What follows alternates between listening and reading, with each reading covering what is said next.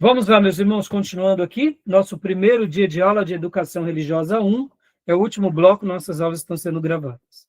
Então, vamos continuar lendo aqui. Pode ler para nós, Tomé, por gentileza, contribuições significativas, por favor.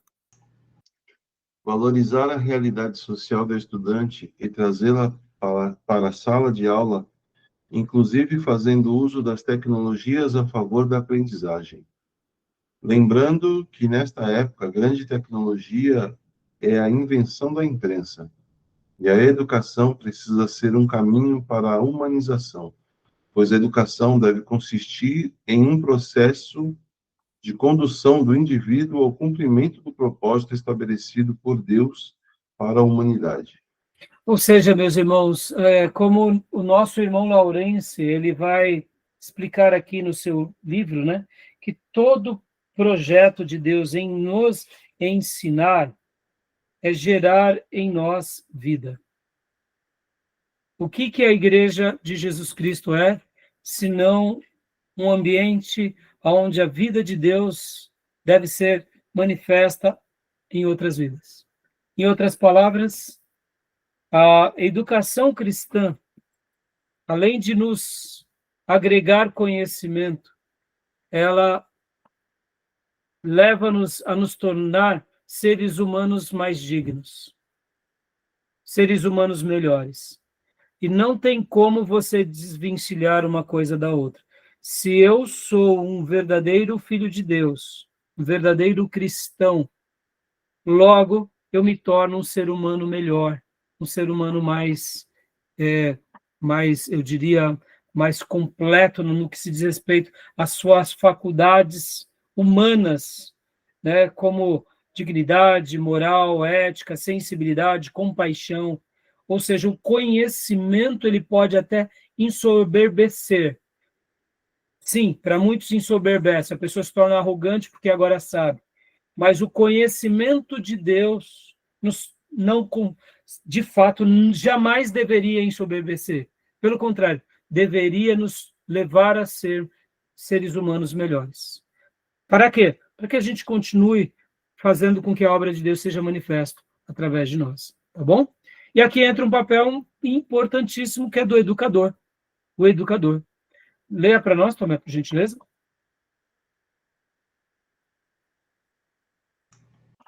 Aos cristãos que dedicam-se ao ministério educacional, não devem considerar como um ministério inferior e formar um cristão fragmentado. Isso significa que o educador cristão precisa ir além da preocupação em selecionar o conteúdo de seu ensino. Ele precisa se preocupar com a formação total daquele que aprende. Dá uma pausa aí, Tomé, por favor. Lembra que há pouco eu falando no primeiro módulo, quando eu passei para vocês os vídeos das tarefas extras, que eu falei que aquele professor, ele, em uma aula, ele me ensinou algo que durante toda a minha vida eu não tinha aprendido? Percebam, meus irmãos, que muitas vezes, guardem isso, irmãos, é uma palavra, é uma frase, é um ensino, é um livro que pode mudar toda a nossa vida. A gente passa a compreender algo como nunca antes. Então, meus irmãos, lembrem que quando vocês forem dar uma aula, vocês forem pregar uma mensagem, indiferente do grupo que vocês estiverem fazendo, se é um grupo de novo convertidos, se é um grupo iniciante, se é um evangelismo, se é um culto no lar, tente fazer uma boa lição de casa. Tente saber que aquelas informações vão mudar a vida daquelas pessoas. Deixa eu fazer aqui uma divulgação de algo que eu aprendi demais com a minha esposa.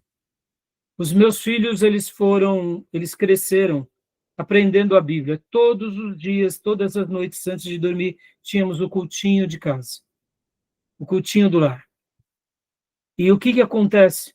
Eu lembro que, num primeiro momento, eu tinha muita dificuldade de me comunicar com as crianças, porque eu sempre cresci no meio de adultos, comecei trabalhando muito cedo, aos 14 anos, lá no mercado financeiro, e casei novo, então ainda era novo quando tive meu primeiro filho, E o que acontece? Então, eu não sabia me comunicar muito bem com a criança, mas minha esposa, ela sempre teve um tato absurdo. E aí, meus irmãos, eu fui aperfeiçoando com ela. Hoje, quando eu vou falar a crianças, eu lembro do estilo dela. Porque a minha esposa, ela consegue falar de uma forma onde ela chama e captura a atenção da criança. E aí, então, vendo ela ensinar, fiquei encantado. Porque ela estava ensinando quem? Meus filhos. Principalmente o meu mais velho, né, meu primogênito. E aí, meus irmãos, eu começava a ver ela contar a história de Moisés, por exemplo. Até hoje, o meu filho Lucas lembra das frases. Por exemplo, Moisés falando para Faraó, deixa o meu povo ir. E ali, aí ela interpretava. Então, ela interpretava Moisés na cama, irmãos. Coisa linda, né? Você vê a figura de linguagem? O cultinho do lar. Mas o que, que não é uma didática poderosa? Então, ela, Faraó, deixa o meu povo ir. E aí Faraó dizia, aí ela ia lá e interpretava Faraó, colocava um turbante na cabeça, falava, não deixo não, não deixo não. Então, assim, coisas tão simples e óbvias, palavras assim tão simples, mas percebam, todo cuidado na comunicação, a seleção de uma palavra, de uma frase, de uma ideia, de um pensamento, uma própria ilustração, podem ser o gatilho pelo qual o conhecimento vai ser jogado no ouvinte. Isso é uma pérola, meus irmãos. Por isso que não se considere uma pessoa que tem um ministério inferior por você estar dando aula a alguém. Meus irmãos, é como eu disse no meu módulo anterior, meus irmãos, ainda eu sonho com um dia em que professores serão uma das categorias mais respeitadas na nossa nação. Professor do primário, pessoas, né, muitas vezes ilustres, como prefeitos, vereadores, juízes, respeitando os professores dos primários. Porque, meus irmãos, ensinam os nossos filhos. Meu irmão, isso é fundamental. Qual é a ideia que a gente tem? Que professor do primário é um desempregado que não serve para nada, então foi dar aula para criança. Tolice! Dar aula para criança é uma das coisas mais difíceis na vida. Prestem bem atenção nessa frase. Eu aprendi também com um pastor presbiteriano. Um pastor presbiteriano foi pregar na igreja presbiteriana que fica lá na rua Iponina. Olha só o que eu aprendi. Certa ocasião chegou lá no trabalho o diácono Décio e falou assim, Rai, foi maravilhoso, Rai. O pastor foi ensinar na igreja domingo e ele pediu para as crianças ficarem na frente, não irem para a classe do infantil. E o pastor conseguiu ensinar para a igreja e para as crianças. E ele falou uma frase, e quando ele disse essa frase, eu nunca mais me esqueci. Quem ensina a uma criança, ensina a qualquer adulto. Aleluia. Se eu consigo me fazer compreendida a uma criança, qualquer pessoa compreenderá a minha fala. Perceba? Então, o professor de uma classe infantil não é uma pessoa qualquer. O professor de uma classe de jovens não é uma pessoa qualquer. Ele não deve se considerar um ministro inferior, porque muitas vezes ele está de trás dos bastidores, ele está numa classe fechada durante meses. Não, meus irmãos, é um ministério maravilhoso, porque a gente está levando aquela pessoa ao crescimento espiritual, cognitivo, a gente está fazendo com que eles se tornem pessoas melhores. Então, por isso que nós precisamos, como educadores, saber que tudo que selecionamos é uma flecha. Guardem essa expressão. Tudo que selecionamos numa mensagem é uma flecha. Se ela estiver reta, com a pena, com a ponta, na hora que lançarmos, atingiremos o alvo. Não pense vocês que é uma tarefa apenas de passar qualquer coisa. Por isso que as pessoas mais ilustres e aquelas que se comunicam melhor, muitas vezes elas fazem algo que é admirável. Quer ver um exemplo, meus irmãos? Eu estava vendo uma professora de gramática que ela estava falando muito sobre os políticos de uma forma geral. Enquanto ela falava sobre o linguajar político, ela citou algo que eu nunca tinha percebido, a não ser por ela. Ela disse que o ex-presidente Collor de Mello, ele era um dos linguistas mais rebuscados, um dos oradores mais exímios que o nosso país teve. Uma pena que ele não teve êxito e que ele se perdeu na caminhada como presidente. Mas sabe o que o Collor de Mello fazia? Depois, essa linguista relatou na sua palestra, ela dizia que o Collor de Mello, quando ele ia, por exemplo, se apresentar ao Senado, ele se preparava para falar ao Senado. E ele, muitas vezes, ia selecionando palavras, e palavras novas, e palavras que fossem sinônimos, que fossem reforçar aquela ideia. Então, quando ele se colocava na tribuna, a oratória dele era brilhante. Por quê? Porque, além de falar de uma forma com clareza e com conteúdo, ele usava palavras que iam fortalecendo umas às outras. E eu nunca tinha notado, mas eu sempre gostei de ouvi-lo falar. Então, perceba, uma linguista, depois, ao estudar um pouco, ele disse isso, que ele fazia essa lição de casa. Todas as vezes que Collor ele lia uma palavra nova, ele guardava essa palavra dentro dos seus rascunhos. Ele falava, uma hora eu vou usar essa palavra. Se ele ia falar com o comércio, com os empresários, ele tinha palavras que eram chaves ao comércio. Se ele ia falar aos religiosos, ele tinha palavras. Ou seja, irmãos, perceba o cuidado dele na comunicação. Ele precisava disso? Claro que precisava, porque é presidente. As palavras são flechas. E, se bem usadas, atingimos os alvos. Percebam? Então, guardem isso, meus irmãos. A gente está formando gerações. Por isso, sejam cuidadosos. Sejam pessoas que selecionem bem e façam sempre o seu melhor. Porque aqueles pelos quais estaremos falando, eles estarão sendo, eu diria, ministrados, né? E todo esse conteúdo vai sendo acomodado sobre eles, tá bom? Tomé, por gentileza, leia o outro parágrafo, filho, por favor. Esse processo cristão é com certeza um processo de educação contínua. Esse crescimento não pode ser solitário, deve ser a soma de relacionamento, mais comunicação e comunhão. Este processo de recíproca comunhão que o cristianismo ganha força, cresce e se desenvolve nas pessoas. Joia. Aqui ele está dizendo esse lado mais profundo, né, do conhecimento propriamente dito. Que não é aqui a gente não está, por exemplo, porque a igreja ela é poderosa, meus irmãos? Porque ela é um lugar que transmite o conhecimento, mas procura sempre viver como em comunhão. Ou seja, eu falo a vocês como viver família, mas eu estou ali com a minha esposa mostrando na prática. Não é só a transmissão do conhecimento. Por isso que uma sala de aula, muitas vezes, a gente acaba tendo uma certa repulsa. E por que o nosso modelo, muitas vezes, de ensino virou um pouco repulsivo? Porque na classe é só transmissão de conhecimento. Não é simplesmente levar ao que a uma comunhão, a uma prática. Pode ver, meus irmãos, o professor, ele é um educador. Sim, ele é um educador. Mas a educação, ela começa em casa. A verdadeira educação começa em casa. Mas o professor, quando ele tem essa visão mais ampla, ele pode também ser um educador. Não como um pai, jamais como um pai. Mas pensem nisso, a igreja ela não só transmite um conhecimento, mas ela tenta trazer aonde? Para a prática, tá bom? E o último bloco, e o último ponto, para a gente encerrar a aula de hoje. Aqui é só as referências, ó. Depois eu vou passar esses slides para vocês. Inclusive, deixa eu mostrar aqui, né?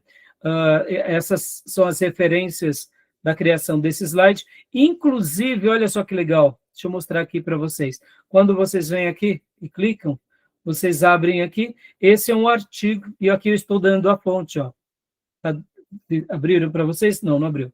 Espera aí. Ó, quando vocês clicam aqui em cima, deixa eu mostrar mais uma vez. Ó. Clicam aqui em cima. Opa. Aqui. Ó. Abre-se aqui esse artigo e você vem para cá. João Amos Comênios e a necessidade de uma educação para todos no século XVII. É um artigo da Renata Augusta Rebolis, não sei se é assim a pronúncia dela, é do Núcleo de Pesquisa e Pesquisa, História e Filosofia da Educação, mestranda, né? Então, assim, é um artigo onde a gente se baseou, né, nesse slide. Tá bom, meus irmãos? Tudo bem, meus irmãos? Estão vendo? Está mais tranquilo? Não tem dragão, não tem falso profeta, não tem trombeta, né, Tomé? Não tem anticristo, né? Não tem o lago de fogo e enxofre, como foi no módulo anterior, né? Mais doce, né? Só não vale cochilar na classe, tá, meus irmãos? Não é porque tá docinho, docinho, que os irmãos vão, né, Diego? Né? Não é aula, não é aula para Marta e é aula para Maria. Mas a Maria fica aos pés de Jesus, mas que não cochila, tá? Vamos participar, tá bom, meus irmãos? Então, mas viram a temática? Gostaram da ideia? Ó, fica aqui minha recomendação mais uma vez, viu, meus irmãos? Ó, peguem lá o material extra, sabe? E comecem assistindo aquele vídeo do professor. Aqui, ó, deixa eu abrir mais uma vez para vocês. Ó, esse daqui. Deixa eu compartilhar. Esse daqui, ó. Assistam primeiro esse vídeo, tá? Esse daqui. É bom demais, meus irmãos. Esse daqui, ó. Professor, aqui, ó. Deixa eu abrir até esse daqui, ó. Esse daqui, professor Luiz. Opa, aqui, no caso, é professor Luiz, tá? Vocês vão amar, meus irmãos, como estudar e aprender. Professor Pierre. Ele é chamado de professor Pierre, tá? Tá bom? Ah, não é esse daqui, não. Desculpa. É esse daqui, ó. É um desses daqui. Acho que esse sim. Esse sim. Como estudar e aprender. Deixa eu ver esse outro aqui. Ah, é esse daqui, Bia. Esse daqui, ó. Essa palestra. Essa palestra aqui... Não, também não foi essa, não. Desculpe. Então foi a primeira mesmo. É um desses daqui que não estou achando agora. Será que é esse mesmo? Eu acho que é esse mesmo, Bia. Esse mesmo. Não, mas eu vou passar para vocês. Eu vou passar, mas se eu não coloquei, eu vou colocar, tá? O que eu estava querendo me referir, porque, irmãos, como eu disse para vocês, esse professor, puxa vida, ele mudou a minha maneira. Só para vocês terem uma ideia, irmãos, amanhã, ó, deixa eu ensinar uma coisa para vocês. Amanhã, né, esses vídeos todos estarão disponíveis para vocês e para quem quiser assistir. Mas agora, a inteligência artificial aqui do Google, Gemini, tá fazendo a síntese dessa aula. E eu mando no grupo. E mesmo eu tendo dado essa aula, preparado essa aula, feito a lição de casa, amanhã eu leio tudo aquilo. Talvez você diga assim, mas por que você lê, pastor? Eu leio porque é uma maneira de jamais se esquecer de tudo que eu passei. É uma maneira de reter, é uma maneira de guardar. É claro, o ideal, como o professor Luiz diz, ainda hoje, seria hoje. Mas muitas vezes não está pronto agora. Mas o ideal seria estudar no dia, antes de dormir. Mas por que eu estou falando tudo isso, irmãos? Porque é uma coisa que eu tenho procurado, sabe? Quando se trata de estudo, eu não tenho pressa, eu vou devagar. Eu vou com calma, porque eu não quero apenas decorar algo, eu quero aprender. E com quem que eu aprendi? Professor Luiz. Ele que mudou a minha compreensão sobre a arte de aprender, entendeu? Então, olha só, um vídeo, uma informação, um livro, uma frase, pode ser aquilo que mude a nossa vida. E Deus vai usar principalmente a Bíblia, mas eu não tenho dúvida que muitas vezes ele pode usar talvez um livro de alguém para ser um gatilho na nossa vida, para ser algo que nos agregue como pessoa, como ser, tá bom? Diga, Beatriz. O que eu ia perguntar é que essa matéria ela é importante para a gente, no caso, se a gente for ser professor, ou para a vida, para qualquer pessoa que a gente precise explicar alguma coisa. A proposta é como professor, mas aqui, Beatriz, eu acho que a gente vai usar isso para a vida, porque Quem é que não precisa de aprender e aprender bem?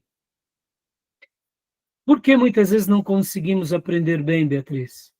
Muitas vezes a gente faz uma faculdade, faz um mestrado, como eu disse, eu fiz o meu seminário, fiz a minha convalidação do seminário, fiz uma pós-graduação, fiz um MBA na FGV e fui aprender com um professor de cursinho.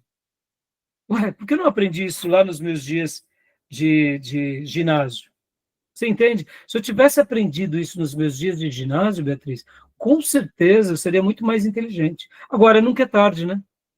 E para encerrar aqui, meus irmãos, deixa eu ensinar uma coisa aqui para vocês, que eu gosto de ensinar, inclusive, na abertura da aula. Hoje eu esqueci de falar isso, mas a gente não ora muitas vezes para Deus nos curar. Muitas vezes nos curar de coisas do passado, nos curar de uma enfermidade, muitas vezes de uma doença, quem sabe terminal, não é? Mas a gente não ora para Deus nos curar da ignorância, né? Ora, qual é a diferença? Por que o mesmo Deus que pode levantar um paralítico não pode arrancar da gente os neurônios meio chongo, meio lesado? Não é verdade? Mas eu estou velho. Tudo bem, você pode até ter entrado na terceira idade. Mas nós estamos servindo ao Deus Todo-Poderoso, que pode agora tocar nos seus neurônios, na sua massa cefálica, e te dar uma nova compreensão. E quem sabe, te dar o dom da sabedoria ou do conhecimento, como fez com Salomão. Afinal de contas, estamos diante do Deus Todo-Poderoso. Assim como a gente ora pedindo para Deus abrir portas, para Deus prosperar, para Deus salvar, peçamos para Ele nos fazer sábios, para que a gente possa realmente glorificar o nome dEle, em nós, na nossa família, igreja e na terra. E eu não tenho dúvida que Ele vai ouvir essa oração, porque Ele deseja nos dar essa graça. É ou não é? A gente ora por tanta coisa e a gente esquece de orar para ficar mais inteligente. Não, meus irmãos, é possível sim sairmos daqui muito mais sábio, muito mais agraciado, muito mais competente. E saibam disso, é para a vida, Beatriz. Porque tudo aquilo que Deus nos dá para o reino, serve para o reino, mas serve para a vida. E eu não tenho dúvida que Deus vai fazer com que vocês desfrutem de bênçãos imensas na vida de vocês. Né? E essa é a minha oração, por mim e por vocês. Que Deus arranque os neurônios, né, preguiçosos, lesados, chongo, e nos dê, né, a graça do conhecimento para a gente poder fazer ainda muito mais. Só quero lembrar que Abraão começou a sua jornada com 75 anos. Tem alguém aqui que tem 75 anos? Não, meus irmãos, Abraão começou com 75. E Moisés começou aos 80, tá bom? E aí, tem alguém com 80 aqui? Ou seja, ainda a gente tem muita lenha para queimar. A gente tem muita conquista para realizar. Tem muito povo para libertar. Tem muita gente para a gente ser pai e mãe da fé. Então, que Deus derrame graça sobre nós e que a gente possa ser canal de Deus. Tá bom? Amém? Amém. Mais alguma pergunta, meus irmãos? Pastor, tem uma pergunta. Ah. Depois desse modo vai ter mais um ou não? Não, aí é férias. Aleluias. Tá bom, meus irmãos? Fiquem mais um minutinho, porque eu lembrei de dar um recado extra gravação, tá bom? Então, Deus abençoe, meus irmãos. Amém. Querido Deus, até quinta, as nossas ovelhinhas até amanhã. E parabéns, irmã Sônia, pelo início aí da aula conosco, viu? Mais uma aluna. Obrigada. Deus abençoe. Fiquem mais um minutinho só na classe, tá bom, meus irmãos? Deus abençoe.